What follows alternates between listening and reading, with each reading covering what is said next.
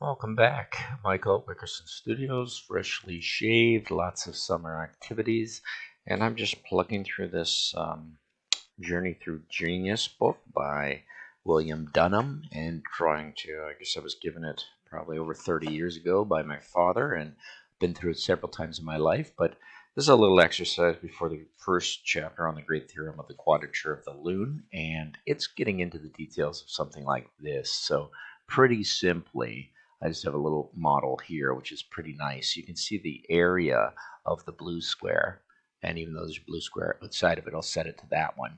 You can see, because I have it oriented, the area of the red square. And if you minus the area from the blue square from the red square, you will get the green square if you slide this around until you find out kind of where that wants to be. And if we slide around about 39, there you go.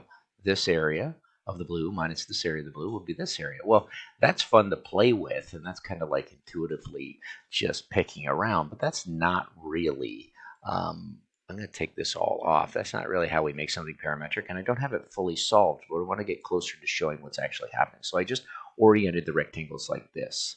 So what this is the blue line here is the edge that basically goes out the form that the area of a square e squared, if this is e squared, will equal f squared minus g squared if the area of f minus g equals the area of e. Pretty simple little model, and that's all I've gone down and proven. So if we jump into here and we take the area of, and we change the area blue, but let's keep that our biggest one.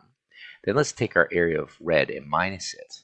And we can see by using the edge length of the blue square and the edge length of the red square, if we pull out the opposite angle here to the length of the red square, which is what I've scripted in here, just through a little bit of basic scripting. I've actually gone so far as to make a little pointer here of blue and red.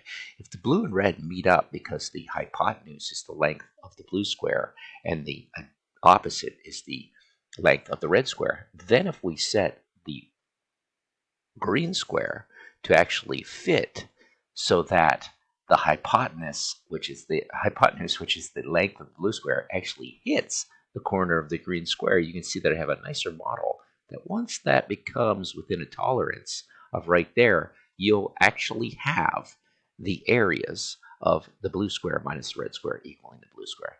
Nice, simple exercise, not fully parametric. I mean, you can make things perfect, but sometimes it's about wanting to have a little bit of play on those spheres. So I'm just going to set the volume, the area of the sphere here to indicate that when I get close, it kind of effaces the red, and you're like, okay, that's close enough. Those will give me numbers of what I can play with. So I want things to be kind of playful, not totally pure mathematically solved. We can do that through arithmetic means and things like that. Obviously, the Pythagorean theorem solves this, but sometimes when you're playing with forms and you want to get around materials that you have or engineer materials, it's sometimes to have a little tolerance play within here. And of course, pure math can't go fully into a computer just because integers and floats have a limit.